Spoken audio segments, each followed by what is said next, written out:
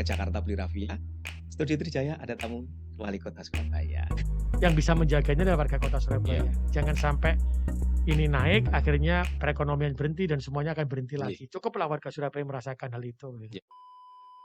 Assalamualaikum, selamat pagi. Selamat siang, Cak Eri. Saya grogi. Waalaikumsalam, Mas. Sehat terus ya, Mas ya? Alhamdulillah, Cak Eri. Alhamdulillah. Ya, ini luar biasa. Hari ini Cak Eri menyempatkan diri hadir di Studio Trijaya dan wah ini apa istilahnya? Keberkahan bagi kita di Trijaya Surabaya. Rawuhipun Cak Eri di Studio Trijaya Surabaya. Karena ke Jakarta beli raffia, Studio Trijaya ada tamu wali kota Surabaya. Wah, memang Ya. walikannya top. Cak Eri, ini kaitannya dengan pelaksanaan PTM. Nah, ini tentu menjadi hal yang menarik kalau kita bicara tentang PTM karena SKB 4 Menteri hari ini sudah dilaksanakan di Kota Surabaya PTM 100%. Ya. Nah, tadi Cak Eri juga sempat sidak ke beberapa sekolah di Kota Surabaya. Nah, seperti apa Cak Eri yang Anda lihat, yang Anda dapatkan dari hasil sidak yang dilakukan pada hari ini? Monggo silakan Cak Eri. Oke, alhamdulillah Mas. Jadi kita memang ketika melakukan PTM Ya. ada beberapa hal yang kita assessment Ye. sebelumnya. Salah satunya adalah ketika masuk menggunakan Peduli Lindungi. Ye. Pintu masuk dan pintu keluar kita usahakan berbeda. Sehingga ketika bergantian shift-nya itu tidak berbenturan. Yang ketiga ada pengatur suhu, pengecek suhu. Ye. Apakah suhunya berapa, begitu juga ada hand sanitizer. Guru itu sudah kita pastikan sudah tervaksin dulu semuanya 100%. Meskipun kalau dari siswa ada yang tanya berapa persen Pak? Apa 100%? Belum. Karena bukan keterlambatan vaksinnya, tetapi karena ada anak-anak yang sudah vaksin lainnya dulu. Vaksin yang imunisasi, vaksin lainnya, sehingga harus 1 bulan baru dilakukan vaksin COVID-19 ini. Vaksin Sinovac. Dan ini kita lakukan.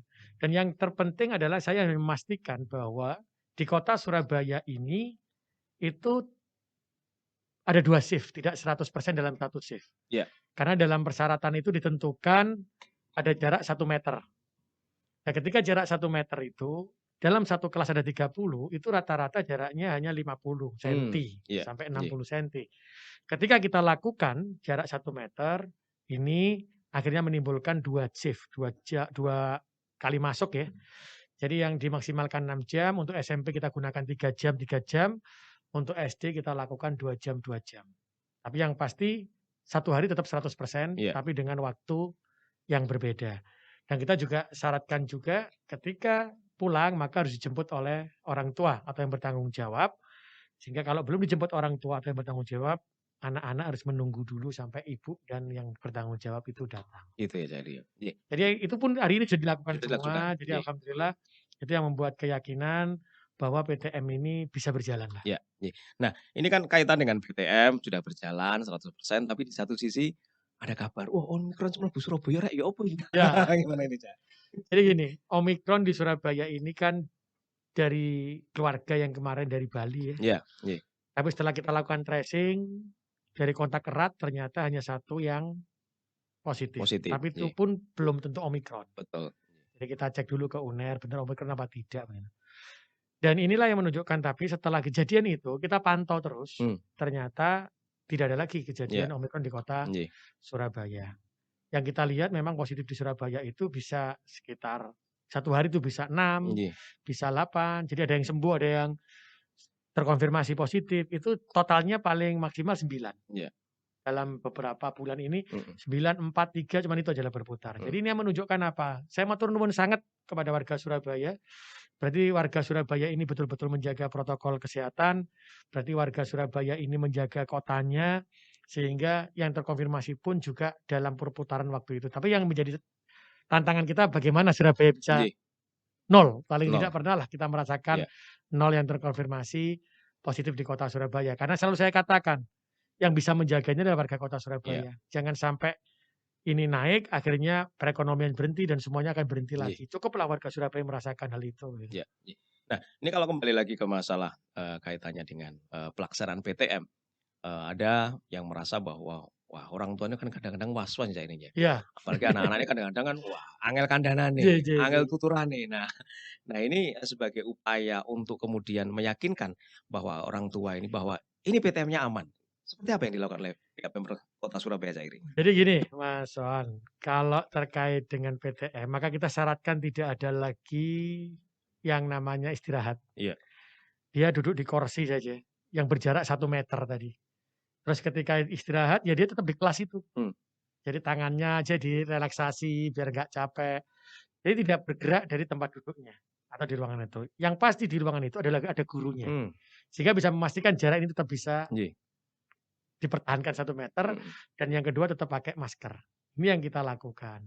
Tapi apakah orang tua itu ada keraguan? Pasti ada lah.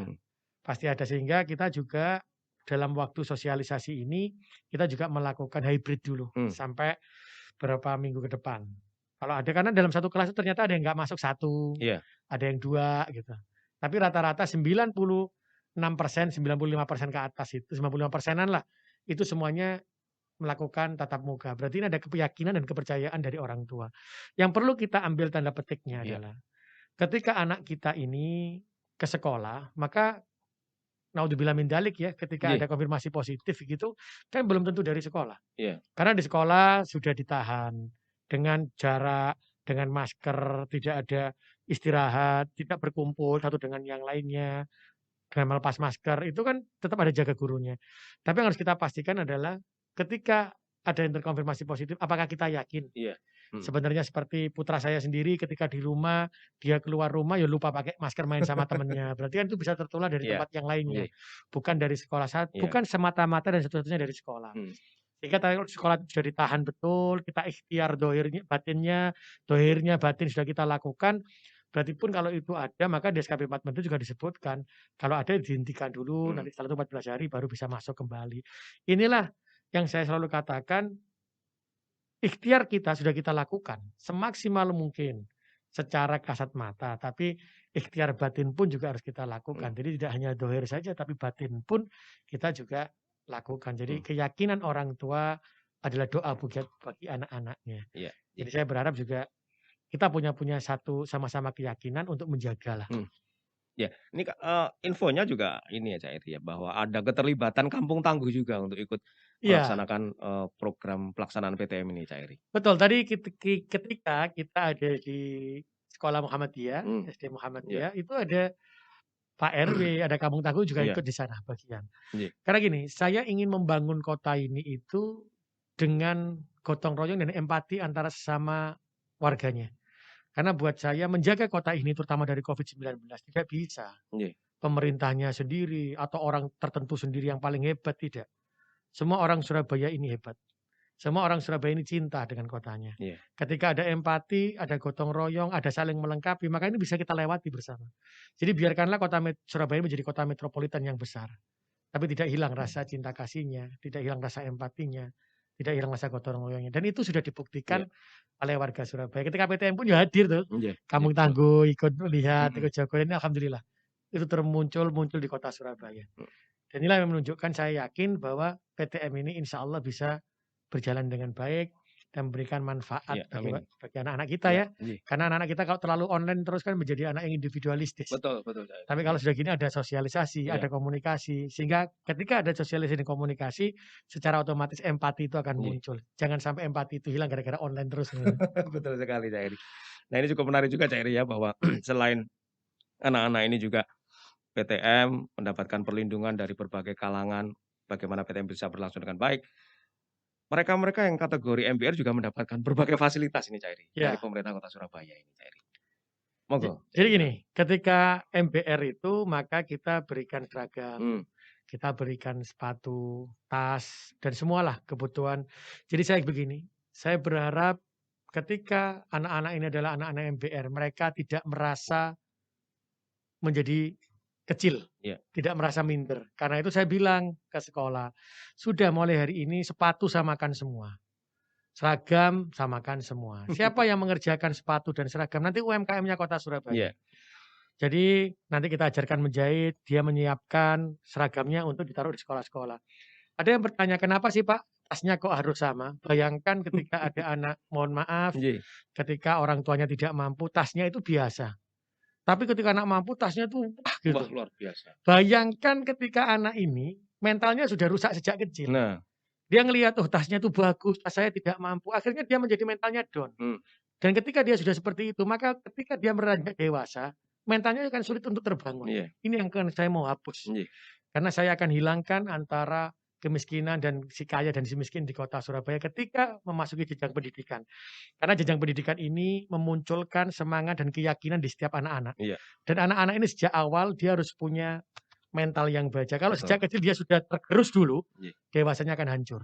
Jadi itu akan saya bentuk di kota Surabaya. Iya. Baik, terima kasih Cak Eri rawuhipun, dan mungkin ada pesan yang ingin disampaikan ke ibu-ibu kaitannya dengan PTM dan juga harapan-harapan panjenengan. Monggo silakan Cak Eri. Saya nyuwun tolong kepada orang tua, ikhtiar dohir sudah kita lakukan. Bagaimana menjaga protokol kesehatan, bagaimana menjaga jarak, bagaimana mengawasi anak-anak di sekolah. Jadi insya Allah di sekolah itu pasti akan terjaga. Saya juga berharap orang tua untuk yakin dan memberikan kepercayaan kepada putra-putrinya dan kepercayaan kepada guru-guru dan pemerintah kota untuk melakukan tatap muka. Berat, iya. Tapi yang pasti insya Allah ketika ikhtiar dohir sudah kita lakukan, maka ikhtiar batin pun juga harus kita lakukan secara terus-menerus. Karena COVID ini tidak hanya bisa tertular di sekolah, tapi juga bisa tertular di tempat yang lainnya. Ketika anak-anak kita bermain di luar rumah, kita tidak mengontrol, tidak pakai masker, atau di tempat yang lainnya, tempat makan bisa. Jadi yang penting, saya berharap kita tetap menjaga protokol kesehatan, jangan lupa terus tetap berdoa, dan yang paling akhir, kita bisa melewati masa pandemi COVID-19 ini ketika kita sama-sama saling percaya, ketika kita sama-sama menjadi bagian yang tidak terpisahkan, dan yang paling penting adalah kita tidak pernah menjadi orang yang saling menyalahkan, tetapi bagaimana kita menjadi satu bagian, melengkapi kekurangan, kita melengkapi sesuatu yang masih belum sempurna, karena buat saya kesempurnaan hanya milik Tuhan, sehingga kekuatan kebersamaan inilah, keyakinan inilah, yang saling melengkapi inilah, insya Allah Surabaya bisa terlepas dari COVID-19. Amin. Gitu Mas Wan.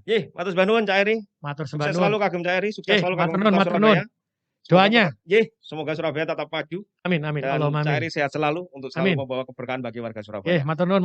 Selamat siang Cak Eri, selamat bertugas kembali. Assalamualaikum. Waalaikumsalam Cak Eri Cahyadi.